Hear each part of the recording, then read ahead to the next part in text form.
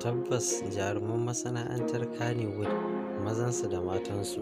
sun yi kara wace sun yi zumunci, domin da yawansu sun halarci wurin bikin Nuhu Abdullahi, wanda wannan biki ya tara jama'a wayanda da yawansu ma sun bar fim tun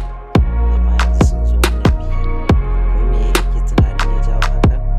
Wasu suna ganin shi Nuhu Abdullahi yana da kyautata mu'amala tsakaninsa da sauran 'yan masana'antar Kannywood, domin ba a taɓa jin ga abokin rigimarsa ba. Haka ya sa kowanne daga cikin 'yan masana'antar da aka ce za a yi bikinsa, kowa ya taso ya zo domin ya taya shi farin ciki, kamar yadda kuke gani ga su nan